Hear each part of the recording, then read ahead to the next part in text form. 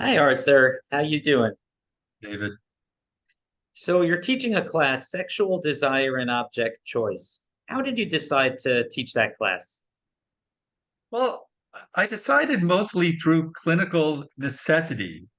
Over the past couple of decades, I've just been finding that a lot of patients have shown up in my practice who had like certain confusion and quandaries about sexuality, either theirs or the sexuality of somebody who was close to them.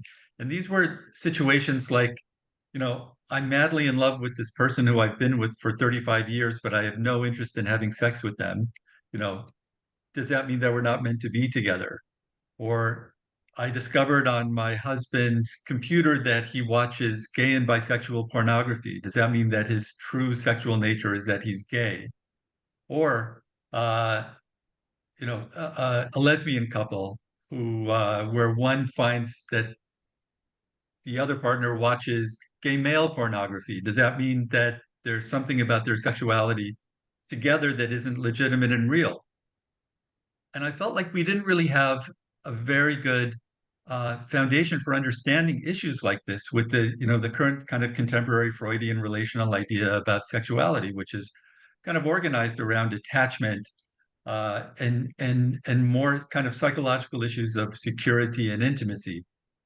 And so I started looking at like the 20th century Freudian literature about sexuality, and I actually saw that there's a lot of problems with that literature, but they do have an idea about a form of sexuality that is not fundamentally object related, that's actually organized around like narcissistic object choices.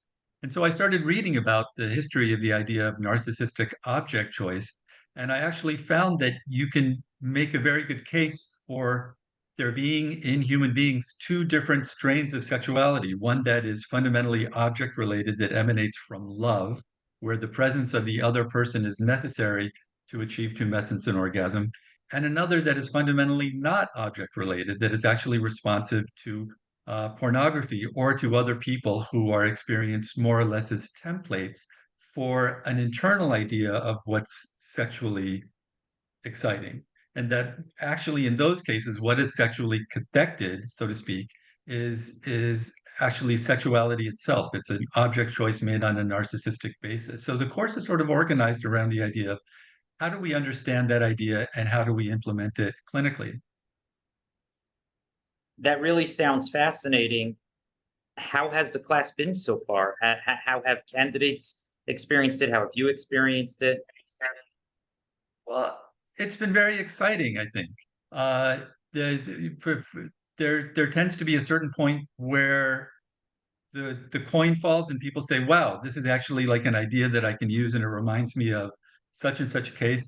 The course is very clinically focused, and so everybody presents material differing from week to week. And there's the as the semester kind of goes on, I think people realize that if you think in this dualistic way about sexuality, it gives you a kind of freedom to uh, to think about whether it's okay for people who don't necessarily feel their maximum sexual excitement in their primary love relationship, or like maybe that's all right, maybe that's a human thing. It's also been exciting because in teaching the course, I have found that candidates have leaned more heavily into really much more fundamentally Freudian ideas than what I consider to be a more contemporary Freudian point of view. There was a paper on the syllabus, a brilliant paper by Francisco Gonzalez dealing with Jessica Benjamin and Freud's work on groups. And I wanted to use that paper to show how we can think of a continuity between sexuality that's internal and sexuality that's actually conditioned by group membership.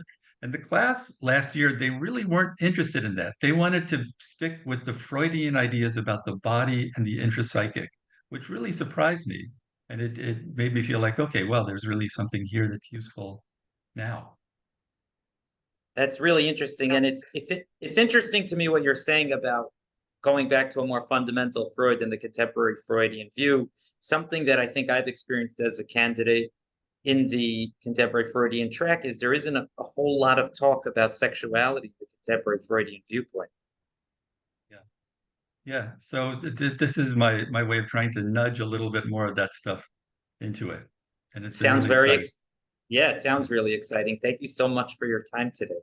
Thank you, David. We'll see you. Okay, bye.